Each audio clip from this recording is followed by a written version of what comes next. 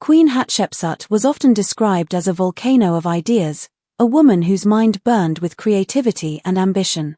For centuries, her story was buried beneath sand and mystery, but modern science has slowly begun to uncover the truth about her life, her reign, and even her body.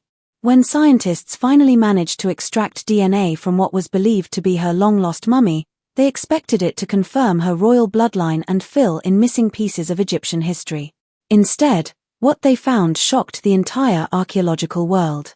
Hidden in her DNA were secrets that not only revealed more about who she truly was but also raised questions about her health, her mysterious death, and the strange events that followed her rule. The story of Hatshepsut has always been extraordinary. She was one of the few women in history to rule Egypt as pharaoh, but the discoveries about her mummy took that story in directions no one could have predicted. Long before Cleopatra became famous for her charm and power, another woman had already broken through Egypt's traditions and taken the throne for herself. Hatshepsut was not an ordinary woman who stumbled into greatness. She was born into Egypt's most powerful royal family around 1507 BCE, the daughter of Pharaoh Thutmose I and his chief wife, Ahmose. Her childhood was surrounded by luxury, divine ceremony, and education. Unlike most girls of her time, she was trained in leadership, religion, and statecraft. She learned how to manage temples, direct trade, and handle court politics. No one could have guessed that this young princess would one day claim the throne of Egypt and call herself the living embodiment of a god. After her father's death, she married her half-brother, Thutmose II, which was common in royal families to keep the divine bloodline pure. Their marriage was politically important but personally distant. They had only one daughter, Nephyor, while Thutmose II had a son, Thutmose III, with another wife named Iset. When Thutmose II died young, Egypt was thrown into uncertainty. His son, the rightful heir, was still a child. Following custom, someone had to rule in his place until he grew up. That responsibility fell to Hatshepsut, both his stepmother and aunt. At first, she acted as a regent, running the kingdom in the boy's name while maintaining the traditional image of a supportive female guardian. But over time, things began to change. Her influence grew stronger, her decisions more independent, and her role began to resemble that of a true ruler rather than a temporary caretaker. With the support of Egypt's most powerful priests, especially those of the god Amun, and her closest advisors, Hatshepsut took a bold and unprecedented step. She declared herself pharaoh. In ancient Egypt, this was almost unthinkable. The position of pharaoh was considered sacred and inherently male, representing the gods on earth. Yet Hatshepsut used her intelligence to reshape tradition in her favor. She ordered inscriptions that described her as the daughter of the god Amun himself, conceived by divine intervention. She wore the traditional clothing of male kings, including the royal kilt, headdress, and even the false beard. She referred to herself as His Majesty in temple carvings, not to hide that she was a woman but to assert that her right to rule came from divine will, not gender. Her reign, which lasted about 22 years, became one of the most peaceful and prosperous in Egypt's history. Instead of focusing on wars, she concentrated on rebuilding Egypt's economy, trade routes, and temples. Under her leadership, art and architecture flourished. She ordered the construction of magnificent temples, obelisks, and statues across the land. The most impressive of all was her mortuary temple at Deir el-Bahari near Luxor. Built in grand terraces that rose against the cliffs, it was a symbol of harmony between the human world and the divine. The walls were covered with scenes showing her divine birth, her coronation, and her many achievements. Even today, Deir el-Bahari stands as one of the most breathtaking sights of ancient Egypt, a lasting reminder of her brilliance and vision. Beyond architecture, Hatshepsut also revived Egypt's foreign trade and diplomatic relations. She sent a famous expedition to the mysterious land of Punt, believed to be near modern-day Somalia or Eritrea. Reliefs from her temple depict the journey vividly: large ships sailing with cargoes of gold, ivory, incense, exotic woods, animals, and myrrh trees that were later planted in Egypt's temples. This expedition greatly enriched the kingdom and strengthened Egypt's reputation as a powerful, prosperous empire. During her reign, Egypt was stable, its people were well fed, and the temples of Karnak and other cities expanded beautifully. Hatshepsut's rule proved that leadership was not determined by gender but by wisdom, strategy, and courage. However, her legacy did not remain untouched. After her death, her stepson Thutmose III finally ruled alone. Over time, he ordered that her statues be destroyed, her name erased from temple walls, and her images removed from official records. For centuries, Hatshepsut was almost forgotten. Historians still argue about his reasons. Some think he wanted revenge, others believe it was an effort to restore the traditional male image of the pharaoh, or perhaps to prevent future female rulers from claiming the throne. Whatever the reason, his attempt to erase her failed in the long run, because centuries later, archaeologists rediscovered her story and began piecing together the life of this remarkable woman. One major mystery remained, though: her missing mummy. Despite all the monuments and inscriptions celebrating her reign, her body had never been found. Other New Kingdom pharaohs had their mummies discovered in grand tombs, but Hatshepsut's was missing. Without her mummy, no one could confirm how she died, what illnesses she might have had, or what her final years were like.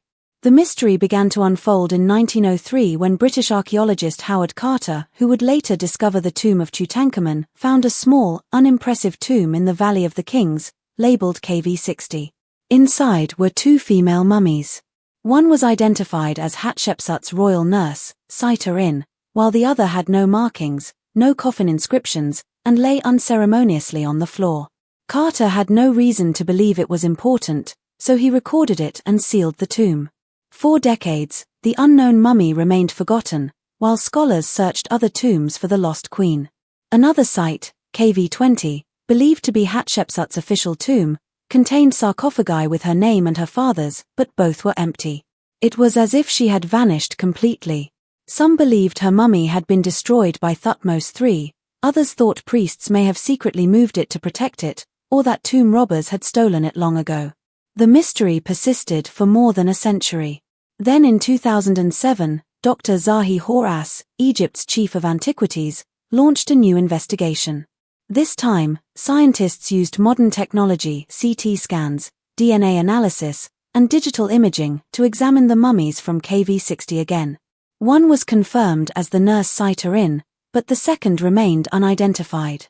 The breakthrough came when researchers discovered a small wooden box in the Cairo Museum inscribed with Hatshepsut's royal cartouche, or name. Inside was a single tooth, carefully preserved for thousands of years. When scientists compared the tooth to the CT scans of the unidentified mummy's jaw, it fit perfectly. The tooth matched the gap in her upper jaw exactly. This was definitive proof that the unmarked mummy was indeed Hatshepsut. It was a stunning discovery.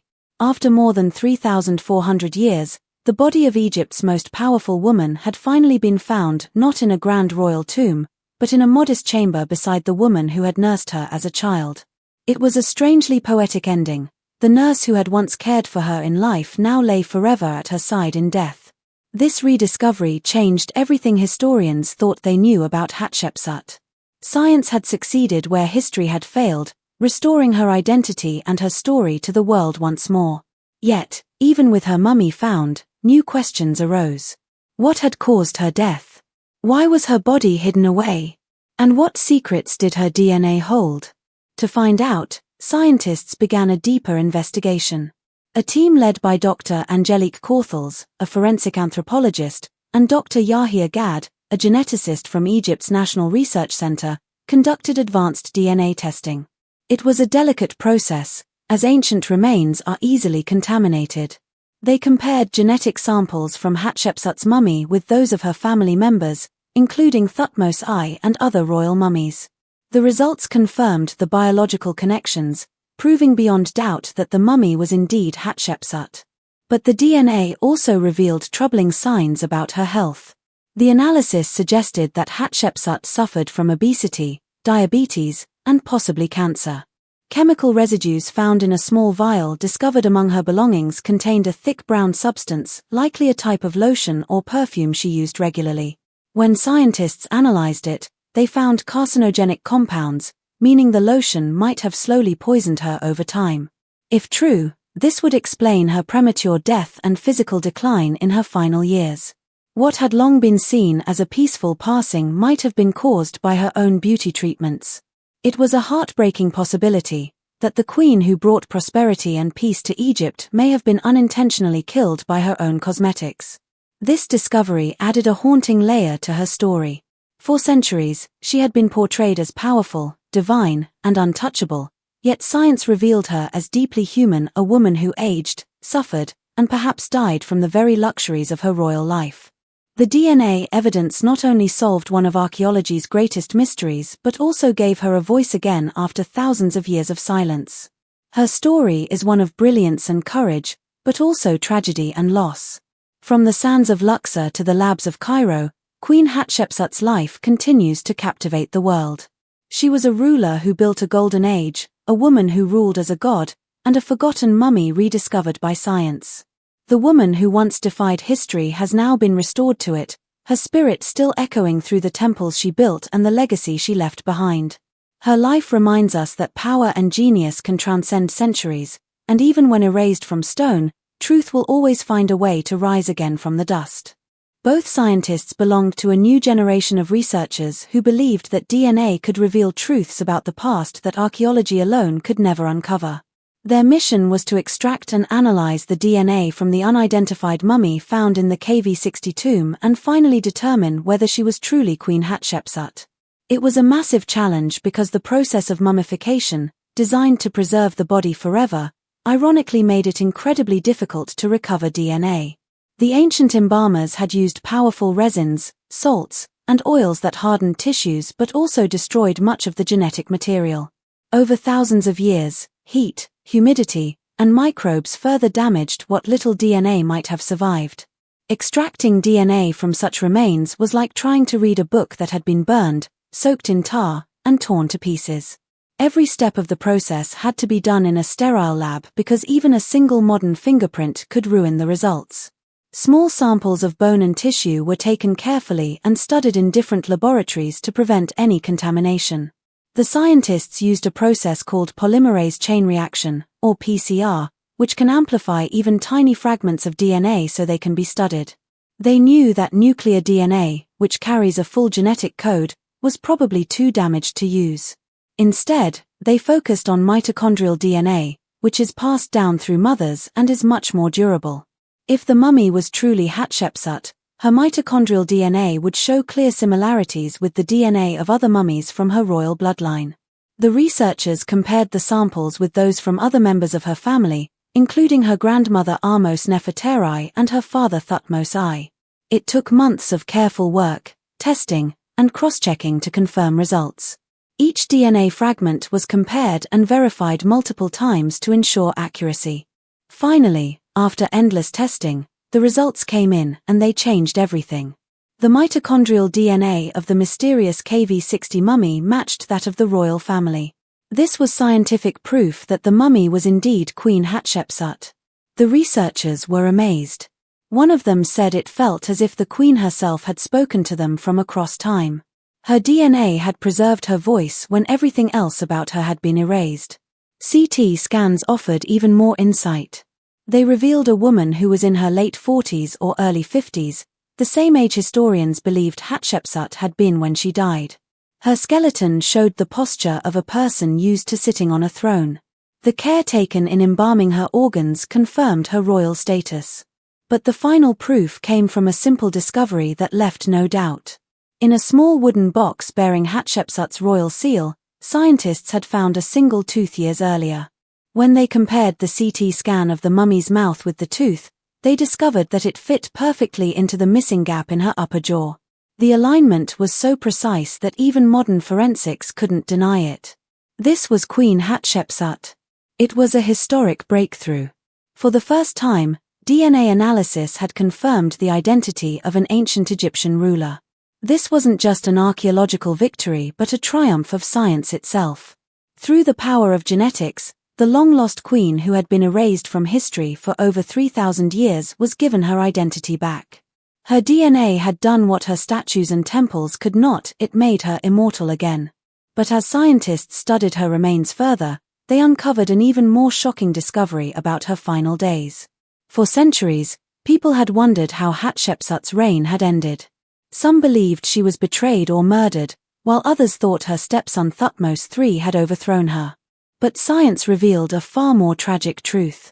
Her death wasn't caused by violence or conspiracy, but by something far quieter and crueler, a disease likely caused by her own habits. CT scans of her mummy showed clear signs of metastatic bone cancer that had spread across her pelvis, spine, and legs. It was a condition that would have caused her unbearable pain near the end of her life. The scans also revealed signs of obesity and what looked like complications from type 2 diabetes. Historians were puzzled at first. How could an Egyptian queen, whose diet mostly consisted of grains, fruits, and fish, develop such health problems? The answer came from one of the personal items buried with her. Inside that same wooden box that held the tooth was a small alabaster vial. For years, people thought it was just a container for perfume or lotion. But chemical testing revealed it contained benzopyrene, a toxic compound known today to cause cancer. In ancient Egypt, substances containing tar and resin were often used in skin creams and ointments to treat irritation or to make the skin smooth and fragrant. Hatshepsut, who cared deeply about ritual purity and personal appearance, may have used the balm often, believing it would help her. But tragically, it might have slowly poisoned her over time. The very product she used for health and beauty could have been what led to her death. Dr. Yahya Gad, one of the scientists studying her remains, explained that Hatshepsut's genetic profile showed she had a natural tendency toward metabolic problems like obesity and diabetes. That meant her body was already vulnerable to the effects of harmful chemicals. The combination of her genetics and the daily use of the toxic lotion likely triggered the cancer that ended her life. It was a cruel twist of fate, a perfect storm of bad luck, genetics, and ancient medicine. This discovery also explained the mysterious end of her reign. As her health declined, she might have grown too weak to rule directly and relied more on priests and advisors. When she eventually died, her stepson and co-ruler Thutmose III took full control of Egypt. His later efforts to erase her name, destroy her statues, and take credit for her monuments might not have been driven by hatred, but by a desire to restore traditional male rule. Her illness and death gave him the perfect opportunity to reshape history. Through DNA and science, the mystery of Hatshepsut's disappearance finally became clear. She wasn't murdered or cursed, she was the victim of an accidental chemical poisoning. Her life ended not through treachery, but through the quiet tragedy of her own trust in ancient remedies. It was a reminder that even a woman who ruled like a god was still human and vulnerable. For many generations, Queen Hatshepsut's story had been misunderstood. Historians once saw her as a power-hungry woman who stole the throne from her young stepson. Her masculine image, the false beard, royal kilt, and title of His Majesty made her seem like she was pretending to be something she wasn't. But modern discoveries have changed that view entirely. Today, she is seen not as a usurper, but as a visionary leader who redefined what it meant to rule. Her DNA confirmed her true identity, and new archaeological findings revealed the purpose behind her choices. Hatshepsut didn't disguise her gender because she was ashamed of it. She did it to strengthen her claim to the throne and unite her people. In Egyptian belief, the pharaoh was a divine being, a living god. Power was deeply symbolic, and the role had always been portrayed as male. Hatshepsut understood that to rule effectively, she had to adapt to that image. Her decision to combine both male and female traits in her depictions wasn't deception, it was wisdom. She became the embodiment of balance, blending strength and grace, authority and compassion. Modern excavations at her temple in Deir el-Bahari have shown how deliberate this image was. The temple's reliefs show her in both male and female forms, sometimes wearing a dress, other times the royal kilt and crown. This dual portrayal reflected her belief that she was chosen by the god Amun himself to maintain harmony between heaven and earth. The design of her temple, with its perfect symmetry and terraces aligned with the sun, also expressed this idea of balance between male and female, mortal and divine. Hatshepsut's reign was marked not by wars but by peace, trade, and creation. She expanded Egypt's wealth through trading missions, most famously to the mysterious land of Punt, which brought back exotic goods, animals, and incense. She built temples, monuments, and statues that celebrated prosperity and divine order. Her rule became one of Egypt's most successful and stable periods. Today, her rediscovered mummy and the scientific analysis that followed have given historians a new appreciation for her legacy. She was not a woman pretending to be a man, nor a queen who stole power. She was a ruler who reimagined what kingship could be. In a time when women were expected to stay in the background, she stood in the spotlight and proved that wisdom and leadership had no gender. Her story, once buried by time and rewritten by others, has now been restored through the power of science. From the sands of Egypt to the laboratories of the modern world, Hatshepsut's name has risen again. She reminds us that true greatness is not defined by how long one rules, but by the courage to change what has always been. Her rediscovery not only solved an ancient mystery but also restored one of history's most extraordinary women to her rightful place among the immortal pharaohs of Egypt.